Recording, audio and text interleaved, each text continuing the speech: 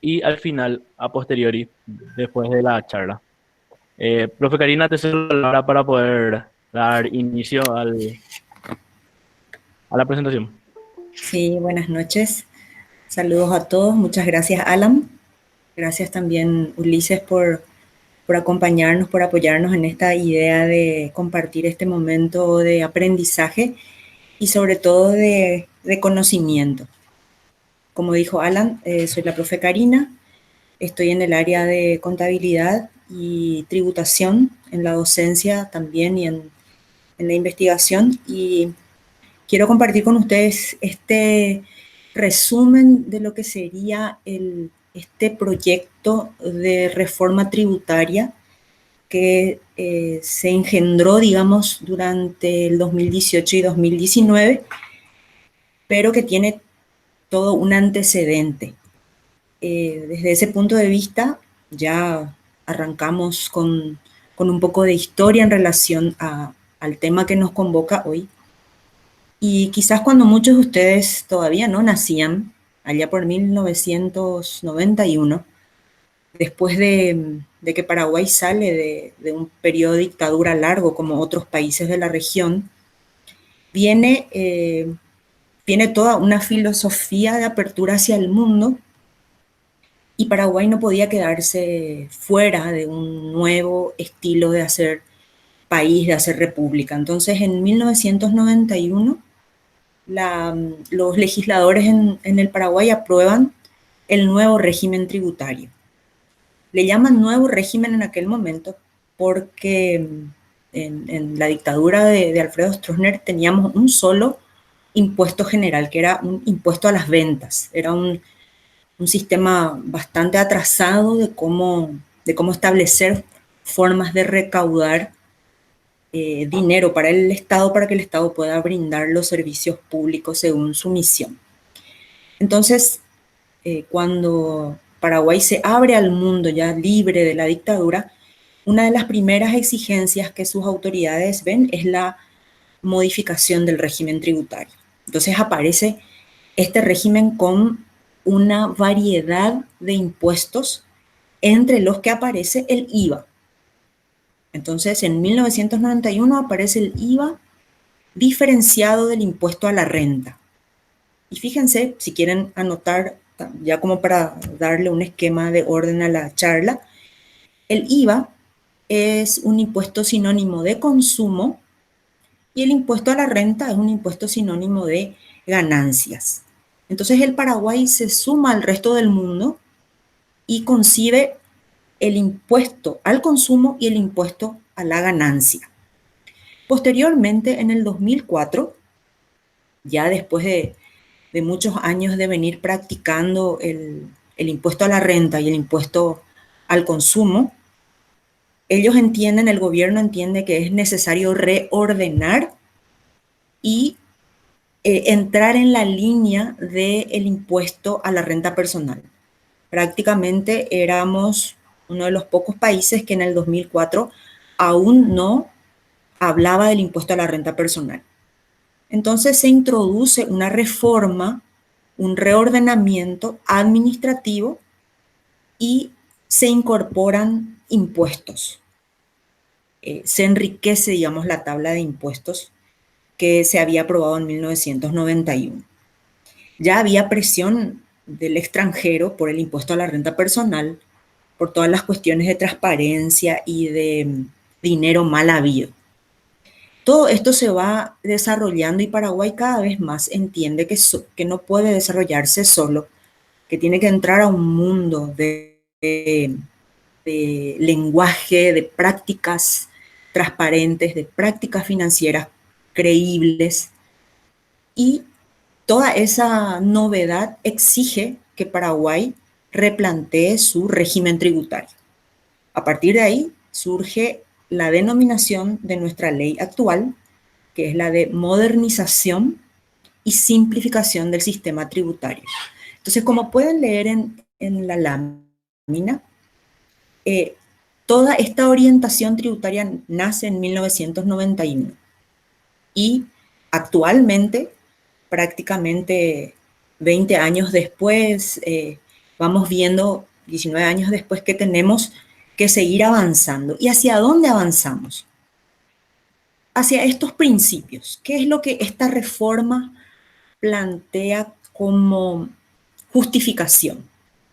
Seguimos hablando de la justicia y equidad tributaria. Y aquí es importante puntualizar que justicia no es lo mismo que equidad. Entonces, el sistema tributario en el 2019 reconoce que todavía adolece de justicia y equidad tributaria. Entonces, con relación al IVA, no decide aumentar la tasa del IVA. En todos los países que nos rodean, la tasa del IVA es muy, muy superior a la que nosotros aquí tributamos. Después les voy a explicar más o menos qué significa eso de la tasa del IVA, pero el impuesto al valor agregado, que es el impuesto a la capacidad de consumir en el Paraguay, sí, sigue estando en el 10%. ¿Qué hizo esta modernización? Bueno, cortó algunas exoneraciones, algunas ventajas, por ejemplo, pero no son muy trascendentales. El cambio en la reforma tributaria no está tanto en el IVA, ¿sí? Esta reforma se enfoca en las empresas unipersonales, las pymes y las micro y pequeñas empresas. Entonces, ¿qué hace? Define formas de pagar impuestos diferentes según un criterio. Vamos a ver más adelante también, ese criterio es el nivel de ventas que tienen las empresas. Si quieren apuntar, entonces, el criterio principal es entonces el nivel de ventas que tienen las empresas. Y cambia la denominación del impuesto a la renta personal, del impuesto a la renta comercial y le llama impuesto a la renta empresarial. De ahí que ustedes ven aquí las siglas del IRE, impuesto a la renta empresarial. Y con esto se busca, además de aplicar la misma tasa, también que tanto los productores agropecuarios, los que realizan actividades agropecuarias, tengan el mismo tratamiento que las empresas que solo se dedican al comercio o a la industrialización. Entonces hay como un consenso en que dejen de llamarse por varios nombres los impuestos a la renta y se conozcan solo como impuesto a la renta empresarial. Y finalmente, esa es la revisión del impuesto a la renta personal, que busca que el que más renta obtenga, más porcentaje pague. Y eso es lo que vemos aquí. ¿Ven? Renta del 8, 9 y 10%. Vamos a profundizar más adelante esto, pero digamos que lo principal es que aquellas personas que pueden tener rentas, que son los beneficios, las utilidades, las ganancias, ¿sí?, paguen en función a la capacidad que tienen de generar. Aquellos que generan hasta 50 millones, entonces de renta, estamos hablando no de ingresos en este caso, paga el 8%. Y así vamos a ver más adelante la escala. Ahora, hay un límite o una base mínima de ingresos que la persona tiene que tener, que es de 80 millones. Esto voy a volver a explicar más adelante, no se preocupen. Y reconoce e incorpora las rentas y ganancias de capital. Yo les quiero mencionar que en la ley anterior, el impuesto a la renta personal solamente se pagaba sobre servicios personales. Hasta el 2019, que se terminó de tributar hace un mes, solo se pagaban por servicios personales. A partir de este año 2020, cuando se haga la liquidación, el año que viene, en marzo, también se tendrán que pagar sobre las ganancias de capital.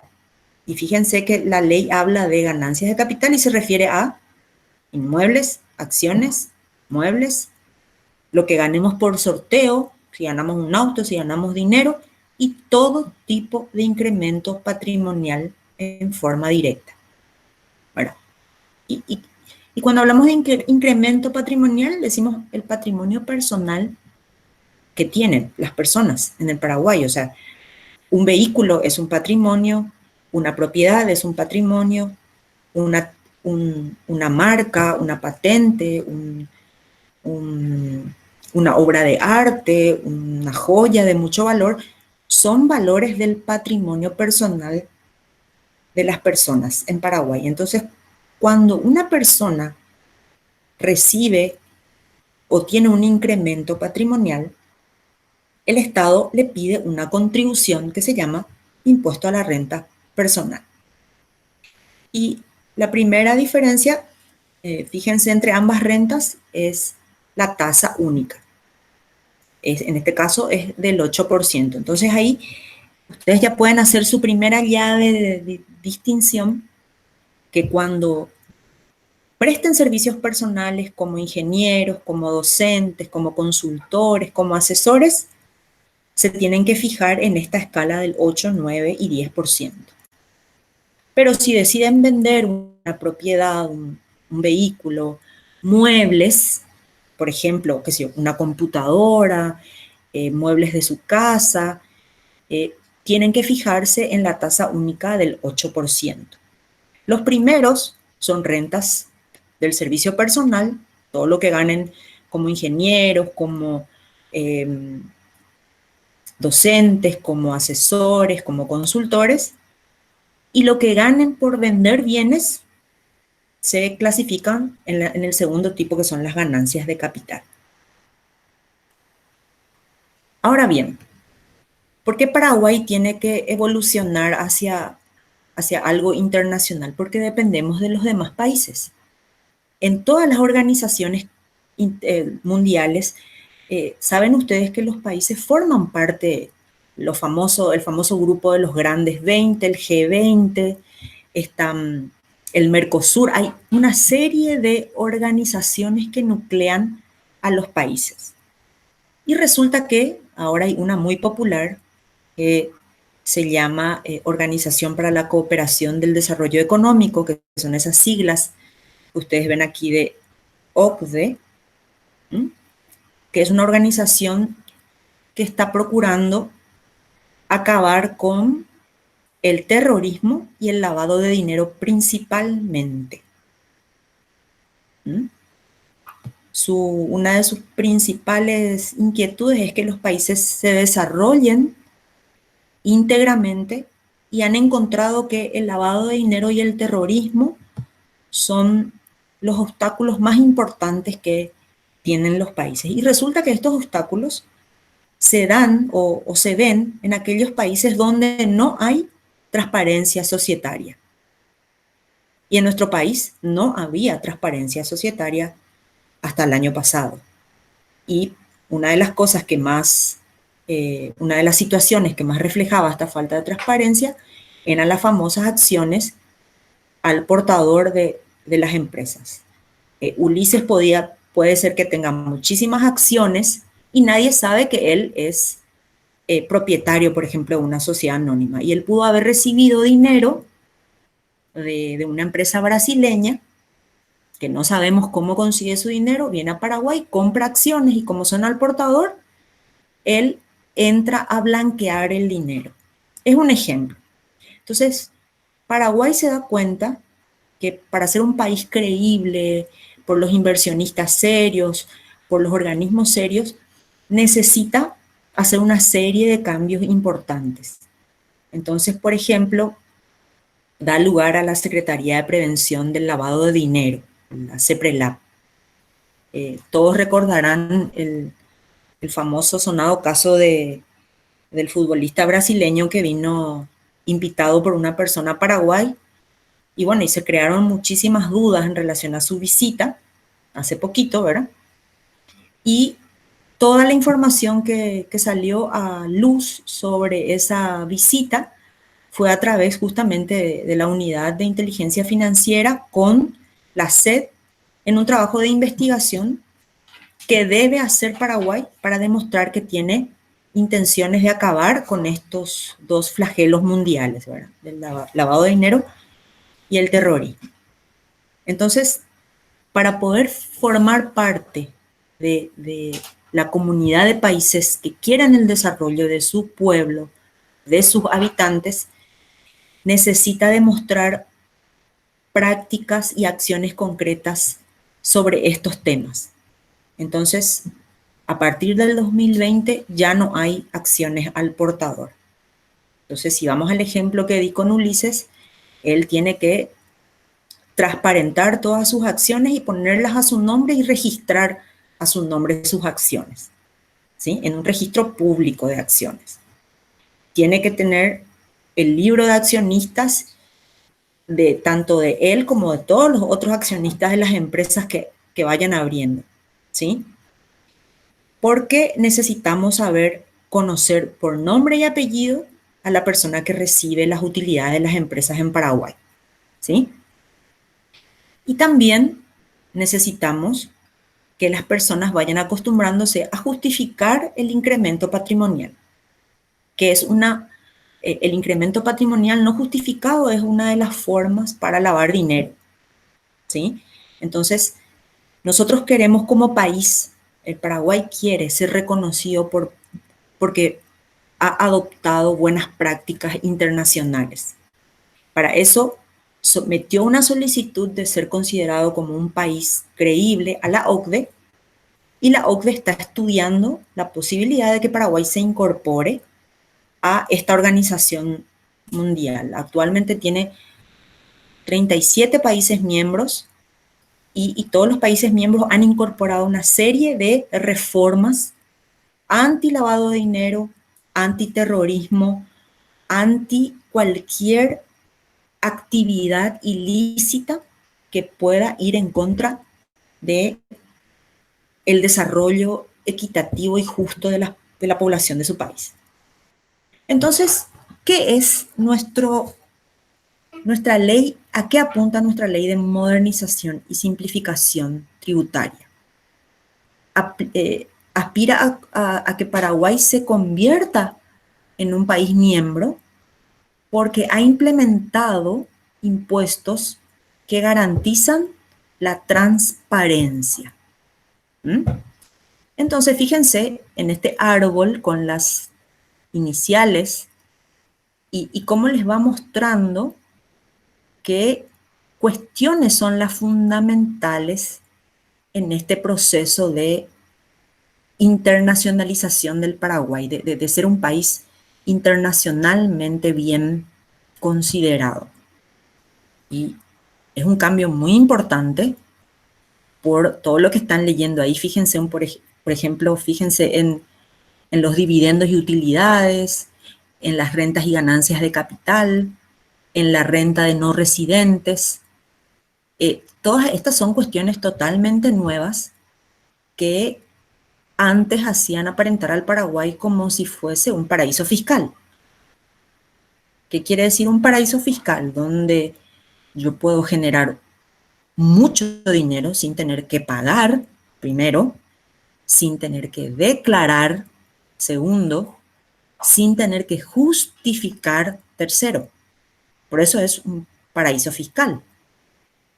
Entonces, Paraguay quiere dejar de ser considerado como un país que promueve prácticas no lícitas y adopta todas estas normas tributarias porque quiere generar estructuras impositivas que permitan el intercambio de información entre varios países. Si Ulises también tiene empresas en Argentina o en Uruguay, entonces a través del OCDE, de este organismo, el Paraguay va a poder saber todo lo que está haciendo lícitamente Ulises para poder ganar el dinero que tiene. También la compensación de impuestos pagados en el exterior. Los famosos pagantes externos de impuestos, para que no tengan que pagar el mismo impuesto en todos los países donde generen renta, ¿sí? Y también Paraguay entra a través del sistema de la ley de modernización a una tabla de impuestos semejantes. ¿Qué quiere decir esto? Cuando ustedes vayan a cualquier otro país, van a escuchar impuestos a los no residentes, impuestos a las utilidades, impuestos a las ganancias de capital, impuestos a las microempresas. Y ya no vamos a estar fuera de un engranaje consolidado tributariamente en el mundo.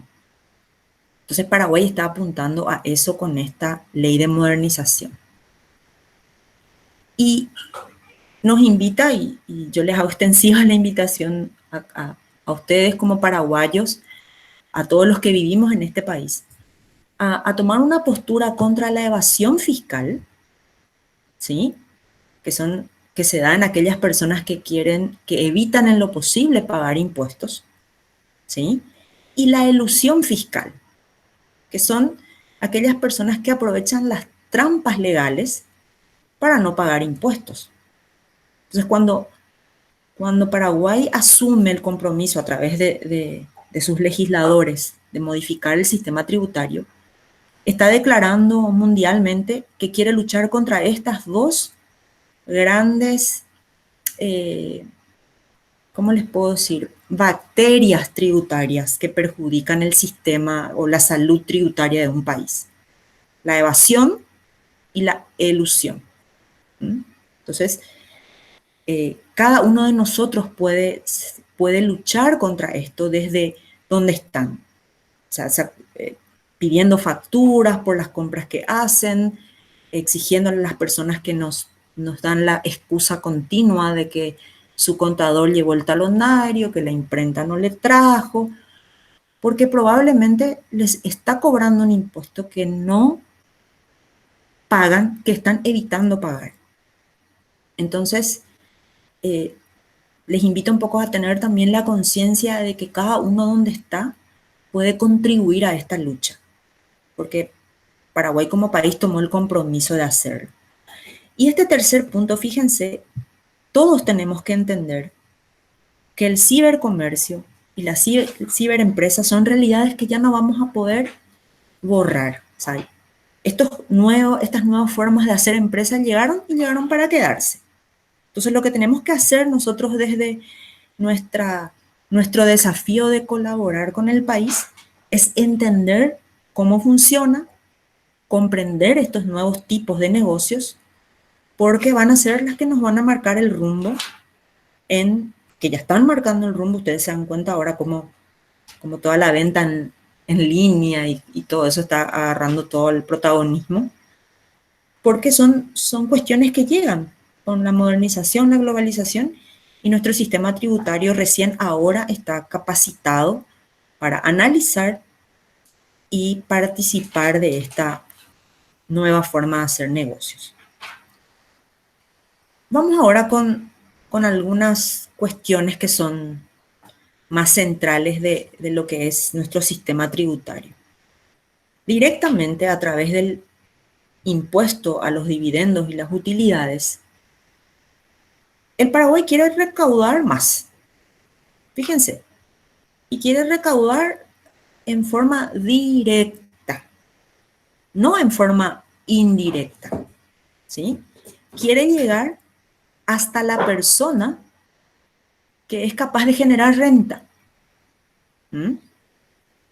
Y quiere grabar esa capacidad cuando esa persona no reinvierte lo que gana, sino que lo lleva al consumo. Entonces, volviendo al ejemplo del empresario que genera una ganancia, cuando genera esa ganancia, él tiene siempre dos caminos. O destina a la reinversión en su emprendimiento empresarial, o destina a otras cosas. Qué sé yo, ampliar su casa, comprarse un vehículo, irse de viaje, pagarse una maestría, quizás invertir en algún otro negocio. Entonces, el Estado quiere llegar a esa persona en forma directa y para eso diseña el impuesto a los dividendos y utilidades. ¿Mm? Por un lado. Por otro lado, quiere recaudar impuestos de los que no residen en el Paraguay, pero sí llevan dinero de aquí. Y quiere recaudar de la economía digital. Personas que están en el extranjero y que nos cobran por señal de internet, por señal de telefonía, por derechos o cesión de uso, de qué sé yo, de marcas, de nombres, de patentes, de fórmulas, pero que no están aquí, que residen y usan el dinero que nosotros le pagamos para hacer negocios fuera del país, no para reinvertirlos en Paraguay. Entonces a esa gente también, a esas personas también, el Estado les configura o les diseña un impuesto que se llama impuesto a los no residentes. ¿Sí? Y lo que sí es una política con la que muchos quizás no estemos del todo de acuerdo, pero empresarialmente es una negociación, tiene que ver con el impuesto selectivo al consumo. Que el Paraguay decidió no incrementar las tasas que tienen que ver con las bebidas alcohólicas, cigarrillos y sustancias nocivas para la salud. Ustedes recordarán que la semana pasada nomás fue todo una noticia un poco desalentadora que de vuelta en las cámaras de diputados y de senadores, o sea, no se decide incrementar la tasa al alcohol ni al cigarrillo, por ejemplo, ¿verdad? Entonces, o sea, el Estado declara que su intención es mantener sin incrementos, ¿sí? Entonces, fíjense un poquito cómo queda los objetivos de esta reforma. Declaran que quieren aumentar la recaudación de impuestos en las personas que generan utilidades, en los no residentes y que desean mantener sin incrementos relevantes las tasas de consumo sobre productos alcohólicos, cigarrillos y sustancias nocivas para la salud. Ahora entramos a explicar un poquito, y aquí es donde vamos a ver un poco la estructura del árbol que veíamos hace rato. Actualmente en el Paraguay tenemos entonces los impuestos a las rentas, y hay 4 tipos de rentas sobre las que se pagan impuestos. Las rentas empresariales, es decir, las ganancias que pueden obtener las empresas, ¿sí? Organizadas empresarialmente, con oficinas o con patrimonio para vender, para comprar, para producir, para representar, instalar, construir, etc. El impuesto a la distribución de dividendos, o sea, esta renta empresarial que tiene un dueño o que tiene 100 dueños, si decide distribuir esa ganancia, también el dueño de esa empresa va a pagar otro impuesto. Además de pagar por la actividad empresarial, va a tener que pagar por retirar sus dividendos o utilidades. Si ese dueño o esos dueños deciden reinvertir, volver a llevar para aumentar el capital de su empresa, no pagarían este segundo impuesto a la distribución. ¿Sí? El tercer tipo de impuesto a la renta es el personal. ¿Mm? Entonces, aquí dijimos con otra de las láminas que está destinado a la persona física que obtiene ingresos por servicios personales. Dijimos un profesional universitario, asesor, consultor, docente, ¿sí? Un deportista, un artista, ¿sí? Y también la renta que pueda obtener la misma persona física vendiendo bienes, muebles e inmuebles. Entonces, por darles un ejemplo concreto, un futbolista va a pagar renta personal por lo que cobra como futbolista y también va a pagar renta personal si decide vender su vehículo eh, y comprar, o sea, y recibe ingresos por esa venta, también va a terminar pagando renta personal. Entonces va a tener dos situaciones que le afecten como renta personal. Y el cuarto tipo de renta, los no residentes. ¿Sí? Vamos a suponer que si yo estuviese en otro país y hago asesoramiento a distancia, cada vez que un paraguayo desde Paraguay me pague por ese trabajo de acompañamiento a distancia, me tiene que cobrar el impuesto al no residente. ¿Mm? Cada vez que aproveche en Paraguay los servicios de esa persona. Entonces, aquí es donde cada uno de ustedes tiene que tratar de pensar si alguno de ustedes ya es emprendedor, está haciendo alguna actividad empresarial donde no necesita hacer o estudiar ingeniería u otra carrera, sino que necesita comerciar o, qué sé yo, por ejemplo, hacer los tapabocas. Ese es el negocio del momento, o las alfombras desinfectantes, o los tanques de, qué sé yo, tiene una herrería con su papá y decidieron hacer los tanques para lavamanos, etcétera. Esas son actividades que generan rentas empresariales, ¿sí? Sin embargo, si ese mismo joven se dedica a enseñar a distancia a alumnos, estudiantes de colegio, de la universidad, aprovechando esta cuarentena y que tiene un poco más de tiempo hasta finales de junio, entonces, si superan los 80 millones en el año, ese joven tiene que pagar renta personal. ¿Mm? Entonces, vemos aquí que la estructura de la ley cobra a las personas por su capacidad de producir renta, ganancias, beneficios, utilidades. Después tenemos el segundo grupo que son los impuestos al consumo. Y aquí la capacidad ya no es generar ganancia. Aquí la capacidad es de consumir. ¿Mm?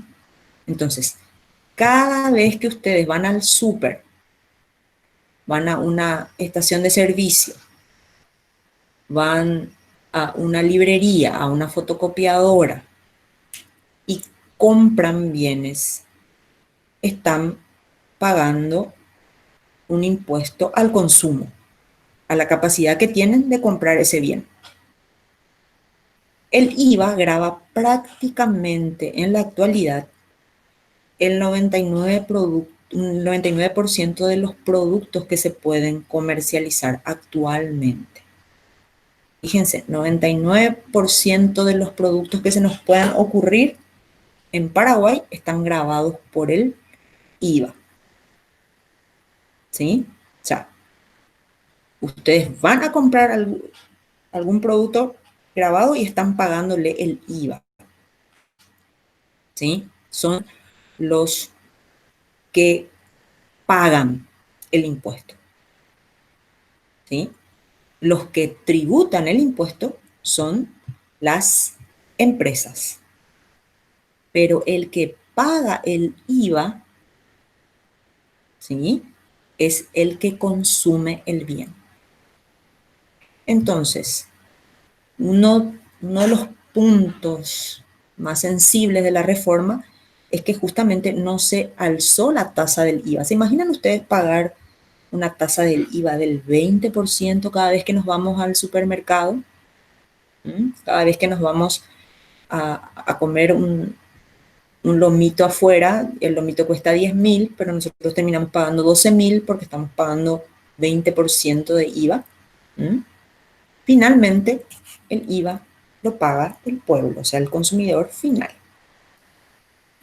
El obligado a declarar eso es la empresa, pero el que paga es el que consume. Lo mismo pasa con el impuesto selectivo al consumo. Todas las bebidas gaseosas y alcohólicas, además de pagar el IVA, pagan una tasa adicional, porque es un producto selectivo. Selectivo implica seleccionado, un producto que no es vital para la canasta familiar, un producto sin el cual puedo vivir tranquilamente, ¿verdad? Con algunas excepciones como por ejemplo el agua, que el agua también paga un selectivo al consumo, pero más bien porque está considerado como un producto que tiende a la, digamos que al desabastecimiento en algún momento, y se supone que la ley tiene que crear un sistema de contención a futuro, ¿verdad? Pero bueno, el tema del agua es un tratamiento un poco especial. Pero dentro del selectivo al consumo está, como vamos a ver más adelante, muchas cosas que tienen que ver con un estilo de vida. De los bebedores, los fumadores, a los que les gusta tener armas de fuego, a los coleccionistas de artes, a los que les gusta comprar joyas, a los que les gusta comprar lo último que hay en tecnología. Todos esos productos son considerados selectivos. Y además de pagar el IVA, pagan otro impuesto más. Tengan en cuenta eso. Estos impuestos, o sea, el selectivo al consumo es sobre el valor agregado otra vez que tiene el producto. ¿Sí? Y fíjense, aquí les puse una anotación, porque todavía conservamos en nuestro sistema tributario del 2019, todavía conservamos un capítulo de la ley de 1991, que es toda la parte administrativa de cómo nos pueden sancionar, cómo nos pueden auditar y qué obligaciones tenemos con el Estado, siguen vigentes en el 2020, el capítulo 5 de la ley 125 de 1991. Todos los demás capítulos fueron reemplazados ya por este contenido. Y finalmente, la estructura de la ley nos presenta una disposición general donde hay definiciones, donde hay escalas especiales, por ejemplo, para promover la inversión, donde nos aclaran todo lo que tiene que ver con la doble imposición. Y fíjense, con esta ley se creó un nuevo fondo como el FONACIDE, como los fondos que teníamos antes para la construcción de obras públicas. Bueno, ahora se creó con la ley 6380 un fondo para el fortalecimiento de la infraestructura y del capital humano que se llama FOICAT, ¿sí? Además del FONACIDE, que es un fondo para la educación y otras actividades, ahora se crea también un fondo. ¿Por qué?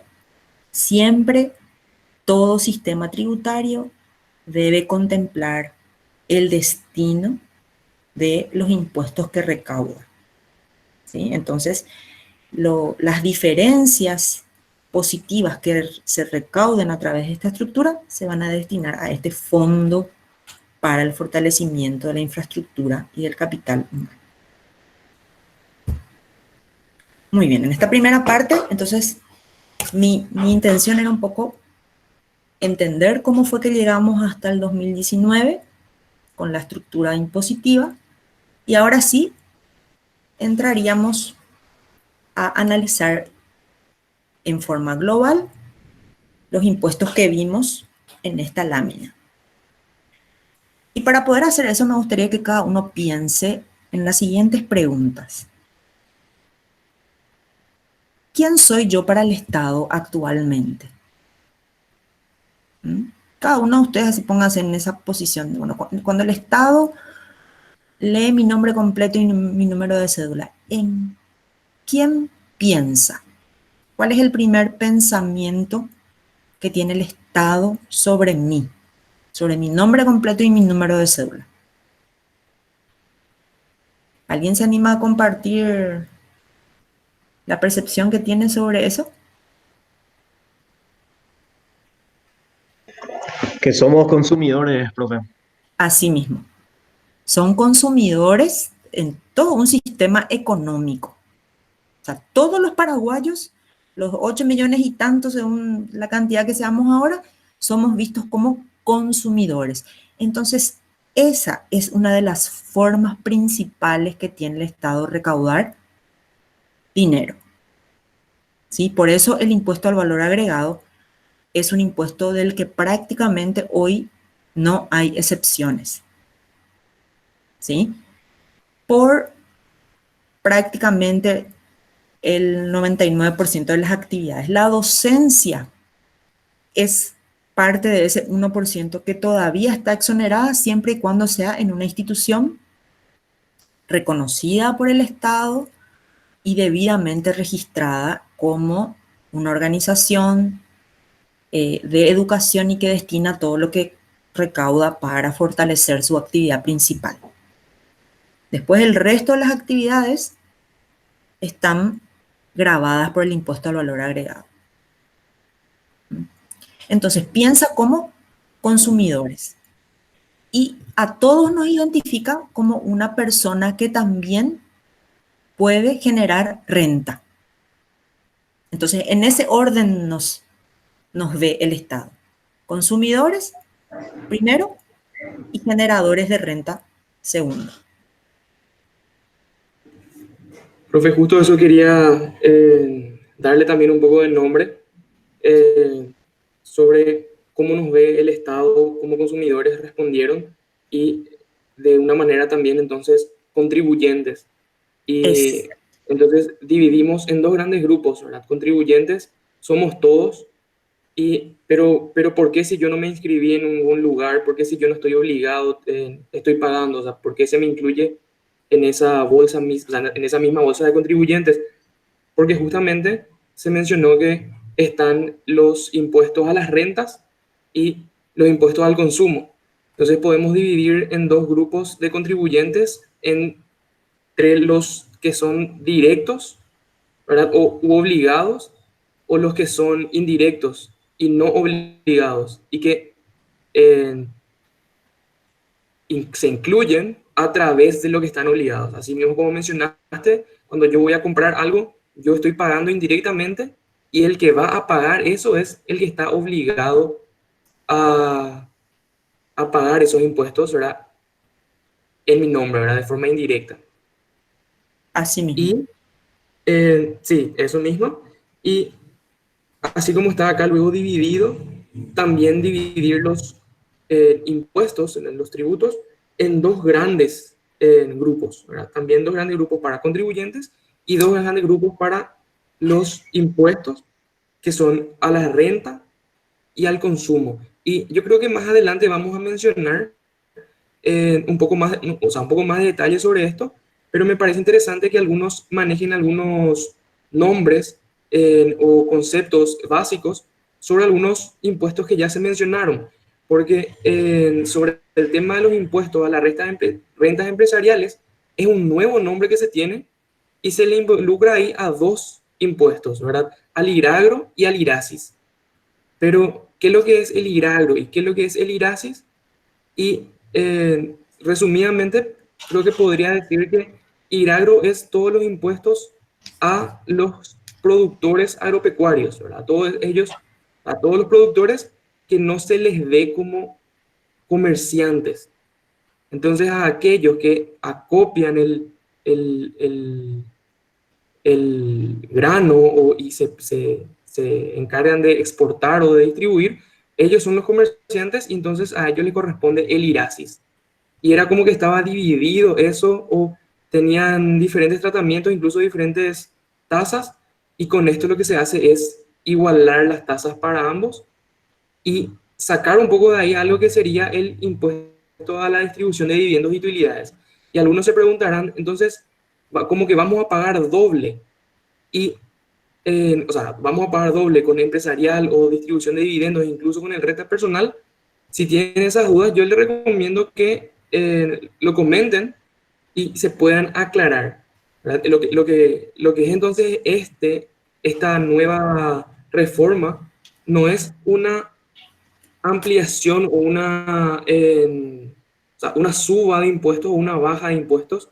De hecho, que es una baja de impuestos para algunas partes, para los pequeños contribuyentes, pero es más bien una reestructuración y una mejor formalización para un mejor control, ¿verdad?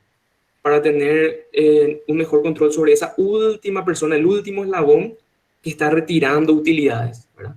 O sea, para saber quién es y para tener todo bien trazado. Yo quiero aprovechar, profe, una pregunta así, no se salta, que es del compañero Nicolás Domanisque, que pregunta si es que al subir la presión tributaria con esta nueva reforma, no se estaría desestimulando las inversiones extranjeras. Creo que con lo que se explicó sobre el fundamento de esta reforma, se puede responder también eso. No sé si puedes hacer énfasis, profe. Sí, en realidad, por un lado, el aumento de la presión tributaria es como una sensación que quedó, pero cuando se analiza impuesto por impuesto y se agrupa a las personas que pagarían esos impuestos, antes la presión era mayor hasta el 2019 que ahora. Entonces, esa sensación de pagar más impuestos en realidad es una sensación que a veces nos aborda porque pareciera muy dispersa la ley y porque ataca, como dicen algunos, ¿verdad?, la distribución de dividendos y utilidades y otra vez la renta personal. Pero en realidad está agravando o está eh, afectando situaciones o actividades o rentas que antes no estaban afectadas y que eso seguía generando un grupo que obtenía una riqueza a cero costo tributario en relación a otros grupos. Entonces, esas personas son las personas incorporadas al grupo.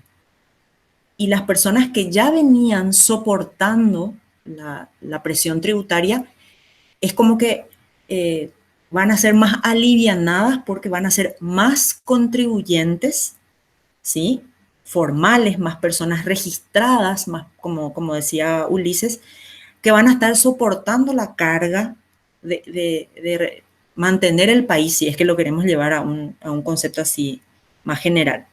Pero en realidad la presión tributaria se mantiene e incluso ha bajado, ¿verdad? Entonces, esa sensación es la que tenemos que aclarar bien, porque es la que en alguna medida algunos quisieron dejar como picando. Entonces, el hecho de que Paraguay pueda incorporarse a la Organización de Desarrollo Económico es un paso hacia decirle a todos los inversionistas de afuera: nuestro país te va a garantizar eh, los impuestos que corresponden a todo lo que querés hacer. Entonces, nuestro país ya no va a ser un paraíso fiscal, y el paraíso fiscal, ¿a quién le interesa? Como dijimos hace rato, ¿verdad? Al que quiere evadir, al que quiere eludir, al que no quiere soportar, al que no quiere cooperar en el desarrollo. Entonces, con este cambio, Paraguay le está diciendo al mundo: nosotros queremos personas que estén comprometidas con el desarrollo del mundo, no con el desarrollo de sus propios patrimonios solamente a cualquier precio. Entonces, contestando la pregunta de Nicolás, esa sensación de aumento de la presión fiscal no es real, porque lo que sucede es que se incorporan a grupos de personas físicas y jurídicas que antes no estaban contribuyendo. Y los que ya estaban contribuyendo, si son MPymes, microempresas, van a tener más ventajas y van a poder concentrarse más en generar ventas que en la cuestión burocrática que antes le pedía el sistema tributario a esas empresas. No sé si más o menos se entendió. El compañero menciona que está clarísimo, dice, y agradece la respuesta sobre el punto de los pequeños contribuyentes o estas microempresas que se están sumando y, y cómo les afectaría a ellos. De acuerdo a lo que yo leí sobre esta reforma y lo que puedas mencionar, profe, yo entiendo que hay incluso una ventaja, un beneficio a estas microempresas a la hora de pagar los impuestos. Y por otro Totalmente. lado, hay una pregunta del compañero Alan Baez, donde consulta si es que quiere empezar un emprendimiento, cuáles son los requisitos, si es que tiene que contratar a alguien, si es que tiene que presentar todo un papeleo. O sea, ¿será que es tan difícil para empezar a emprender con una microempresa? Entonces yo quiero responder, o sea, quiero darte la palabra para responder sobre qué tan beneficioso esto es para los pequeños contribuyentes y aportar que estos trámites se encuentran facilitados por la SED a través de una página web que se llama suace.gov.pi. SUACE significa Sistema Unificado de Apertura y Cierre de Empresas. En este lugar, o sea, en este sitio, vamos a poder encontrar todo lo que se necesita para abrir la empresa, para formalizar la empresa que ya tenemos, cuáles son los impuestos que vamos a pagar, cuáles son los formularios que tenemos que completar, y todas estas cuestiones, podemos decirle tributarias, legales, comerciales, que una persona, o sea, o que un grupo de personas necesita para iniciar su emprendimiento. Yo voy a compartir mientras tanto solamente el link, pero creo que más adelante podemos visualizar incluso esta página y hacer Sí. una pequeña guía de de dónde podemos encontrar estas informaciones. Pero entonces yo creo que estas dos informaciones, la de los beneficios y esta guía de trámites, puede responder a la pregunta que hizo el compañero. Así mismo es, Ulises. Realmente hoy, este 2020, como aspecto positivo, podemos rescatar en toda esta situación económica que las autoridades de Paraguay se han volcado a promover al emprendedor y a facilitarle prácticamente en un 95% todos los trámites de apertura. La primera gran decisión que tiene que tomar ese emprendedor, en este caso Alan, tomemos su nombre como caso. Entonces, lo primero que Alan tiene que decidir es si va a trabajar solo o va a trabajar asociado a alguien, porque ahí es donde se empieza a, digamos, a cargar un poquitito más el proceso. Si él empieza con la idea de trabajar solo, es mucho más fácil, menos costoso, mucho menos costoso y mucho menos burocrático que hace 6 meses atrás. Entonces yo creo que ese es un paso sumamente positivo que tenemos que incluso valorar porque se está haciendo un esfuerzo muy, muy importante al respecto. Es más, prácticamente el 99% del proceso es virtual. O sea, tiempo para abrir una microempresa hoy, o sea, tiempo para el trámite es prácticamente tiempo cero, o sea, no dependemos de gestiones presenciales, ¿sí? Y lo segundo que viene a continuación con la otra lámina que Alan tiene que, la segunda pregunta es, ¿qué es lo que voy a hacer? ¿Con qué nivel de ingresos me planteo lo que voy a hacer? ¿Sí? Porque todos, o sea, todos sabemos que consumidores ya somos y que, como bien dijo Ulises, somos pagadores de ese impuesto indirectamente, ¿sí? Le pagamos a una empresa y esa empresa tiene la obligación de declarar e ingresar al fisco ese dinero. Ahora, cuando me voy a convertir en una empresa, sea unipersonal o sea sociedad, entonces viene a continuación el primer impuesto. No sé, Ulises, si paso nomás ya esta lámina o querés hacer alguna acotación más. Yo creo que se puede pasar si es que no hay alguna consulta y si es que no tienen de repente algunas ellos mismos que quieran responder. Sí, está. ¿Vos Eh, qué crees, Alan? Yo creo que sí podemos pasar. A mí me quedó claro, o sea, después si vemos la página y todo eso, estaría genial también para que todos puedan ver como, súper. como dijeron, las facilidades que hay ahora también para poder empezar a emprender y, y poder estar formal ya desde el comienzo, porque la mayoría de empresas empiezan de manera informal y después se van formalizando. Sí, sí, sí. Y volviendo a la lámina que les decía de evitar, las personas que quieren evitar impuestos, ¿verdad? Hay empresas que abrieron hace un año, 2 años, que siguen sin estar inscritas. O sea, ¿se imaginan ustedes lo que eso significa haber evadido impuestos por ese tiempo? ¿Verdad? Independientemente a la circunstancia, a la situación, ¿verdad? Esa persona está incumpliendo la ley. O sea, no sé cómo es una situación bastante compleja.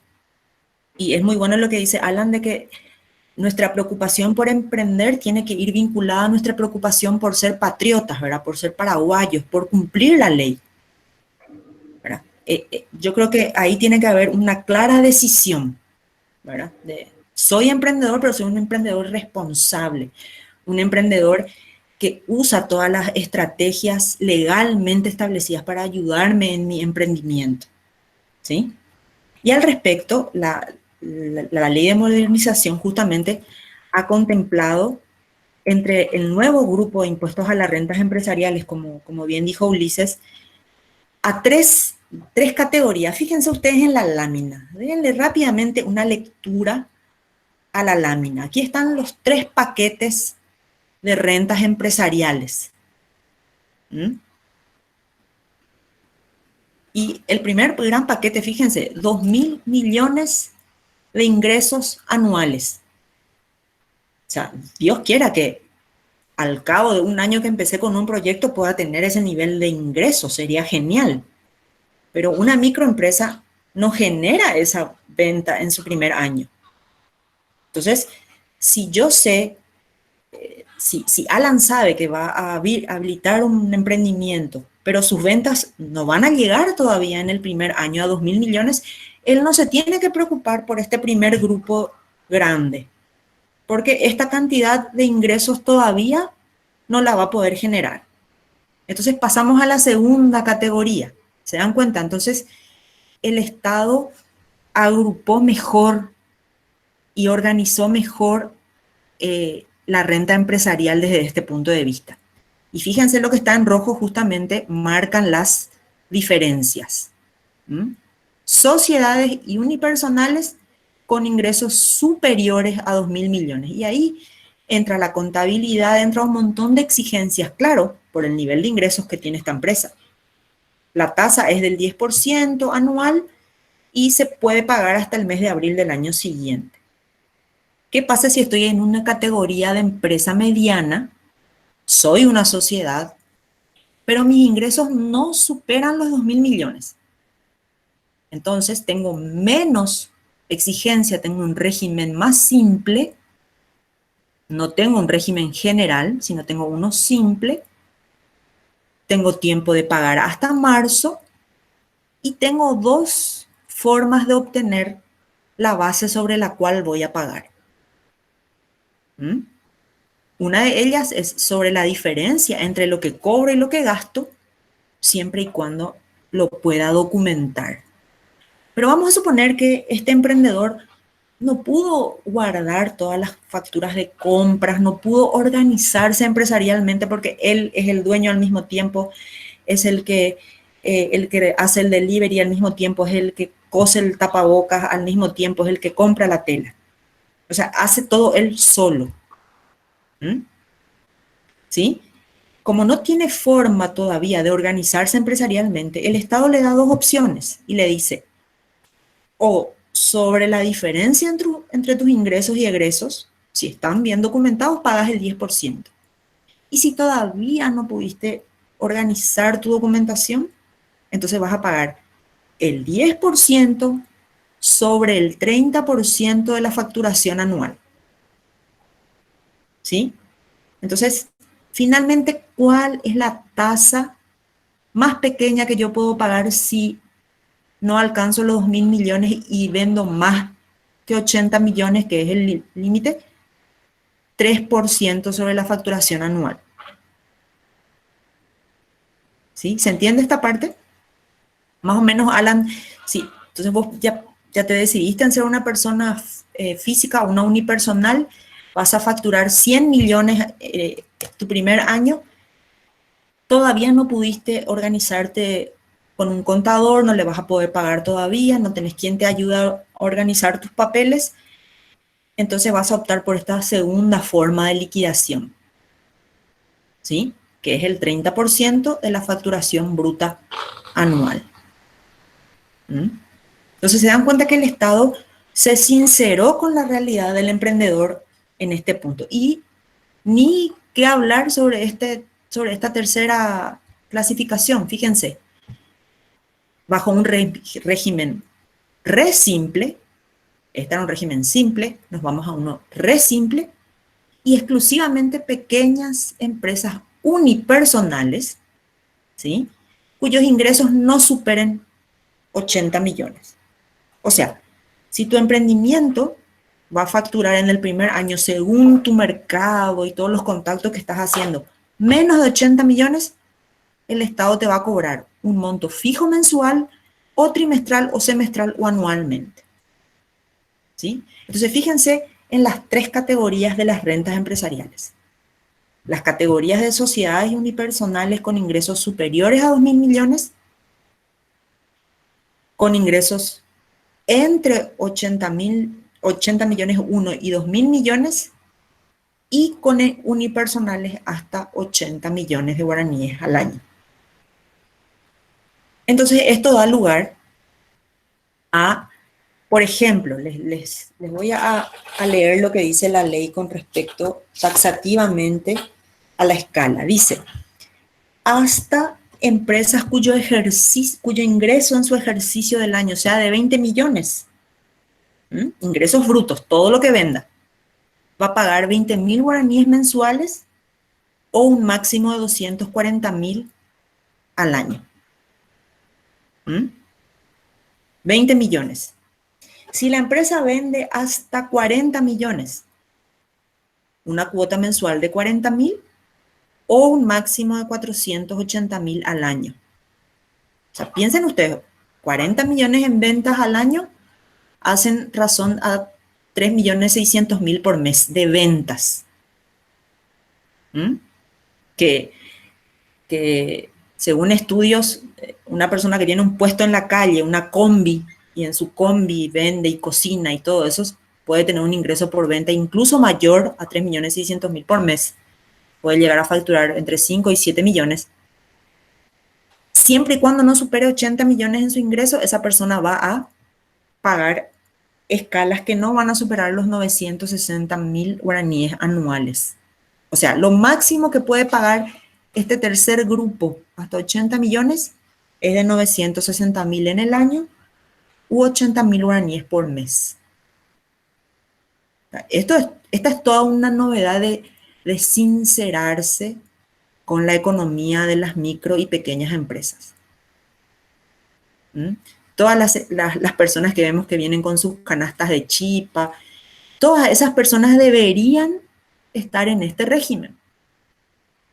Si un chipero vende 1 millón al mes, son 12 millones al año, él tiene que pagar 20.000 guaraníes de impuesto por mes. ¿Qué les parece esta cantidad? Y él, pagando eso, va a tener derecho a todos los servicios de asistencia médica gratuita de los centros públicos, a muchas cosas públicas, a muchos servicios públicos. O sea, 20.000 guaraníes por mes. Entonces, con más razón, lo que nosotros tenemos que explicarle a las personas es que tienen una obligación con el Estado y el Estado les da una facilidad ahora. No sé, Ulises, si querés complementar algo. Yo creo que podemos continuar con algunos puntos porque no tuvieron preguntas y están algunos incluso al privado me escriben sobre preguntas muy específicas y que yo creo que sería muy interesante responderlas, pero una vez que terminemos de forma general nuestra presentación. ¿Qué Ok, te parece, profe? Sí, sí, que son 4 láminas más y terminamos. Pasamos ahora a la categoría de dividendos y utilidades. Entonces, para que alguno de ustedes que nos está escuchando en este momento esté, por decir, como me decía un cliente en estos días, sea la víctima de este impuesto, significa que es dueño de una empresa, ¿sí? Y fíjense que el dueño de una empresa tiene una empresa justamente para generar ganancias.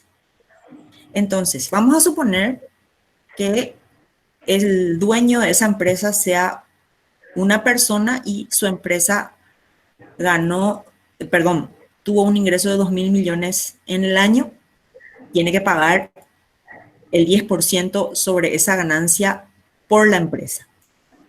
Además, esa empresa le debe las utilidades al dueño. Si el dueño decide retirar este dinero, entonces, además, él va a pagar el IDU. Y fíjense que aquí está la primera diferencia. El impuesto a la renta empresarial la paga la actividad que realiza la empresa, por la actividad empresarial. El impuesto a los dividendos lo paga el dueño por la ganancia que él personalmente obtiene. Entonces son dos fuentes generadoras diferentes. Una es por el proyecto empresarial, ¿sí? Y la otra es por lo que él decide hacer con la ganancia que le da la empresa, ¿sí? Entonces, utilidades, dividendos o rendimientos, ¿sí?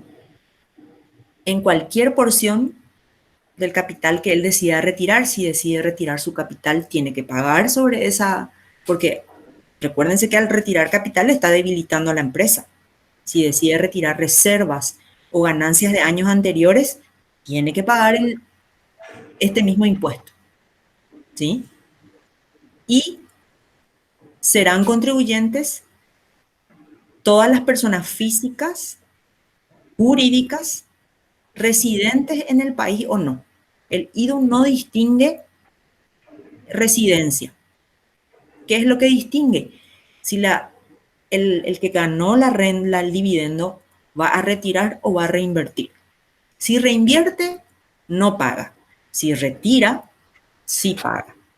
Y aquí están las tasas de este impuesto a los dividendos y utilidades, ¿sí? El 8% cuando el que recibe el dividendo radica o reside en Paraguay, 8%. Sobre la ganancia que te dejó la empresa después de haber pagado el IRE, ¿sí? Vamos a suponer que Ulises y Alan sean los dueños de una empresa que ganó 10 millones de guaraníes. Sobre 10 millones, porque sus ventas fueron mayores a 2.000 millones, pagan 1 millón de IRE. Les quedan 9 millones. Ulises decide no retirar, pero Alan decide retirar su ganancia. Entonces, Alan va a pagar 8% sobre 4 millones y medio y Ulises no va a pagar ninguna tasa porque él decide que va a hacer un aporte de capital, ¿sí? Ahora, si Alan además reside en el extranjero, entonces él tiene que pagar 15% porque no reside en el país. ¿Se dan cuenta cómo va creciendo la tasa según las decisiones que tomen las empresas, o en este caso los empresarios? ¿Sí? Entonces, cuando dos personas propietarias de una misma empresa directamente pagan diferentes impuestos según la decisión que asuman y dónde residen. ¿Quiénes están excluidos del impuesto a los dividendos? Las empresas unipersonales que liquiden el impuesto a la renta por el régimen simple o por el re simple. O sea, estos dos grupos, ¿sí?, no pagan IDU. Hagan lo que hagan de su utilidad. ¿Se dan cuenta? Entonces, no hay doble imposición. Excedentes de cooperativas tampoco pagan, ni mutuales ni sociedades simples por los excedentes que retiren. Los excedentes de programas de inversión de la Ley de Inversiones y las empresas maquiladoras de exportación por contratos aprobados. Entonces vamos con el segundo impuesto a la renta, que es por los dividendos o rendimientos que se obtuvieron. Fíjense que dice rendimientos netos. Sobre el punto, profe, un ratito así para aportar algo rápidamente. Estos montos del 8 y 15% ya estaban incluidos en los anteriores impuestos. Ahora, Así es. yo entiendo que se separa del IRE y pasa a ser parte del IDU, y de cierto modo es como una motivación a reinvertir en el negocio.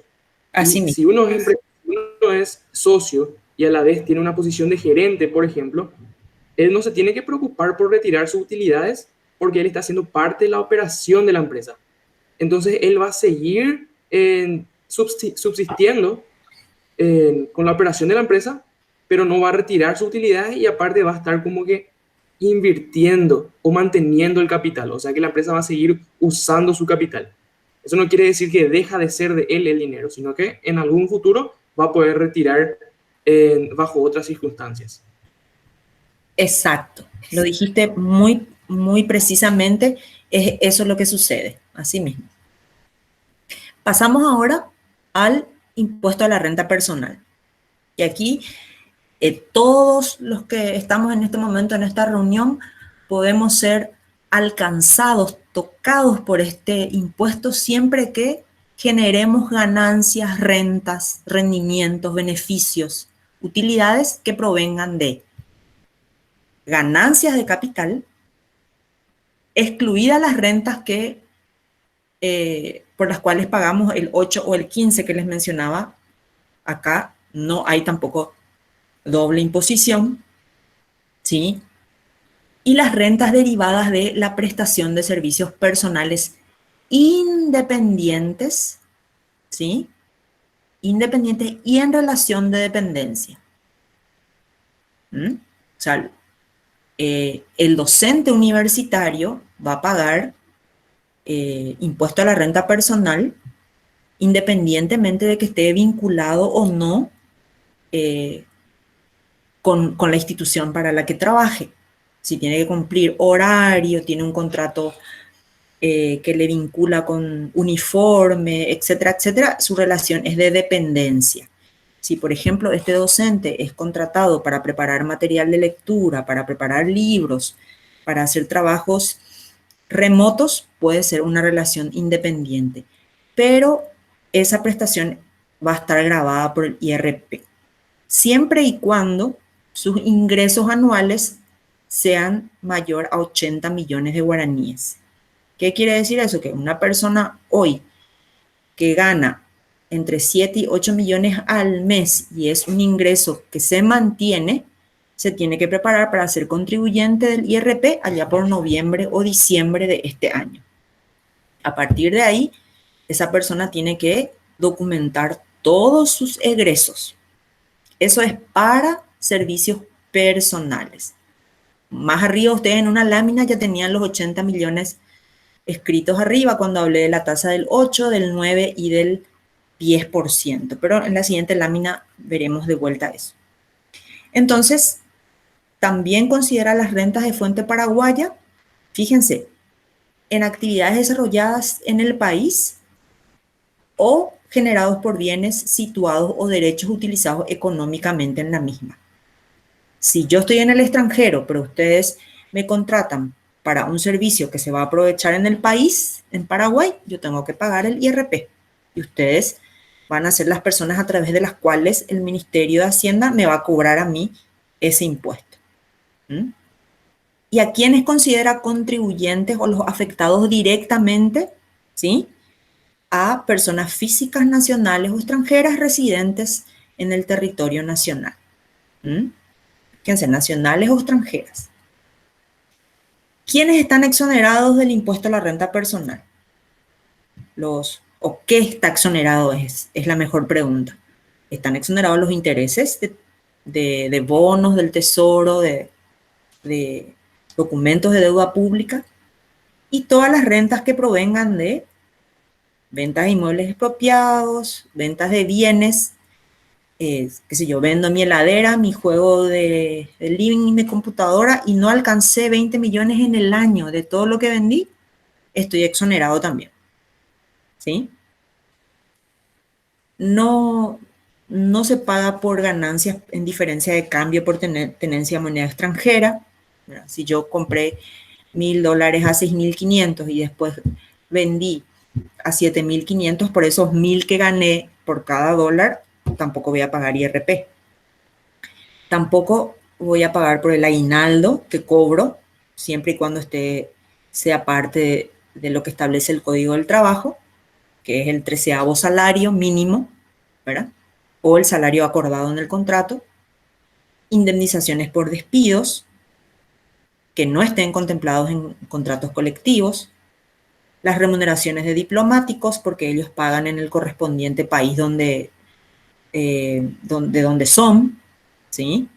Jubilaciones y pensiones graciables o no contributivas de los jubilados, por ejemplo, del IPS, jubilados de la caja bancaria, jubilados de la caja de la función pública, las ganancias por colocación de bonos siempre y cuando sean en la bolsa de valores, es decir, bonos registrados, bonos legales, por decirlo de una forma, intereses, comisiones de dineros colocados en entidades financieras, cooperativas y mutuales, y premios que pueda obtener por loterías menores a 500.000. Esas son los ingresos o las rentas, en este caso las ganancias que están exoneradas del IRP. Y fíjense, para que cada uno vaya haciendo su cálculo, una vez que alcanzó los 80 millones, entonces la siguiente pregunta es, ¿cuánto obtuve de ingreso, de ganancia? ¿Sí? A la ganancia se le conoce con el nombre de renta neta. ¿Sí? La diferencia entre los ingresos y todas las compras reconocidas. Entonces, si mi renta neta o ganancia neta fue de 50 millones, pago el 8% de IRP en marzo del año que viene.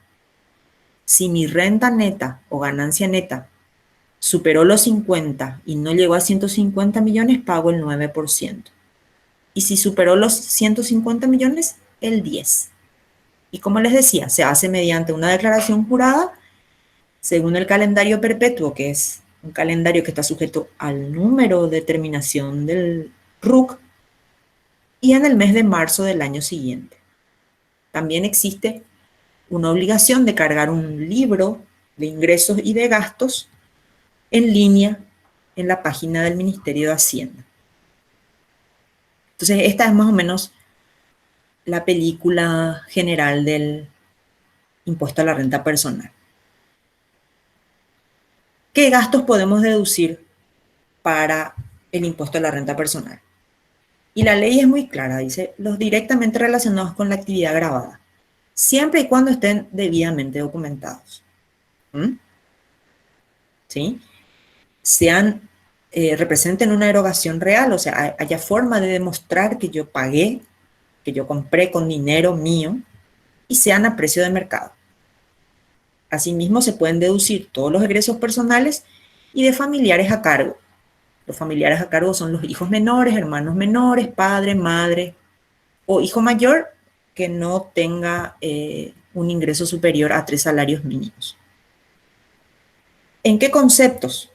Alimentación, vestimenta, todo lo que tiene que ver con la vivienda, sea propia o alquilada, todas las inversiones que haga en mobiliarios, construcciones, enseres del hogar, el esparcimiento, las vacaciones internas o vacaciones que yo haya comprado, paquetes de empresas domiciliadas, radicadas e inscritas en el Paraguay. ¿Sí? También los gastos médicos y de educación de familiares o propios en el extranjero, siempre y cuando pueda documentarlos con evidencia de pagos bancarios o tarjetas de crédito. ¿Sí? Y los documentos estén a mi nombre o a nombre del familiar a cargo mío a quien debo pagarle esos gastos médicos. Fíjense que, por ejemplo, la compra de autovehículos se puede deducir solamente cada 3 años. ¿Sí? Si una persona cada año cambia de auto, bueno, 2 de esos 3 autos no va a poder deducir, va a tener que pagar impuestos sobre la compra también. También sobre construcción, como les decía, también son deducibles los aportes, donaciones, siempre y cuando cumplan con las exigencias legales y sean debidamente reconocidos. Estos son entonces, a grandes rasgos, los gastos deducibles. Ahí cerramos nuestro tercer tipo de impuesto a la renta y vamos por el último, a los no residentes. Y esto es claro, ¿verdad? Impuesto que tiene que pagar por el solo hecho de no estar domiciliadas o constituidas en Paraguay. O sea, la empresa paraguaya ya pagó IRE, ¿sí? Y si su accionista o dueño retira su dividendo, ya pagó IDU. ¿Ok? Si además no reside en Paraguay, paga también el no residente. ¿Ven? O sea, la presión tributaria es la misma, solamente que, como dijo Ulises, se organiza y se distribuye mejor. ¿Mm? O sea, es menos inclusive. Anteriormente era 30% el total de impuesto que pagaba un no residente. Ahora está alrededor del 27.4% de impuesto a la renta total que paga un no residente del Paraguay, o sea, un no residente que obtenga rentas de Paraguay. ¿Y quién es el responsable? La persona que le paga o le transfiere es responsable de descontarle ese porcentaje. Y es el 15% el que tiene que pagar. ¿Mm? Y también se habla de una ganancia o renta neta. Y aquí detalla todos los casos. Por ejemplo, retribución por espectáculos públicos. Si viene un artista a hacer un concierto en Paraguay y le tenemos que pagar por eso, ese artista es un no residente, y si le contratamos nosotros, le tenemos que descontar el 15% y pagarle el neto. Entonces, en el contrato ya tiene que decir que pactamos tantas unidades monetarias una vez deducido el 15%. Aquí vemos también las primas y operaciones de seguros que sean por riesgos en el país y que se tomen de empresas del extranjero. Se incluye como novedad todo lo que tiene que ver con la telefonía, internet y otros servicios digitales que antes no se pagaban, se eludían, estaban eludidas esas rentas, no se pagaban, no se concebían. Y la venta de muebles e inmuebles situados en el país a extranjeros. Entonces, este cuarto tipo de impuesto a la renta es bastante sencillo. O sea, lo único que tenemos que confirmar es que la persona que va a recibir el dinero es un no residente. ¿Sí?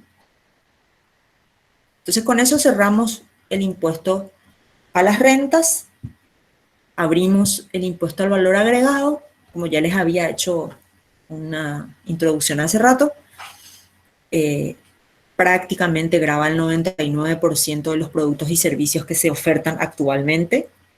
Es mejor que piensen en que todo lo que ven en las redes sociales, en todas las promociones, todo paga IVA, ¿sí? Y el que va a vender eso se tiene que inscribir como contribuyente del IVA, ¿sí?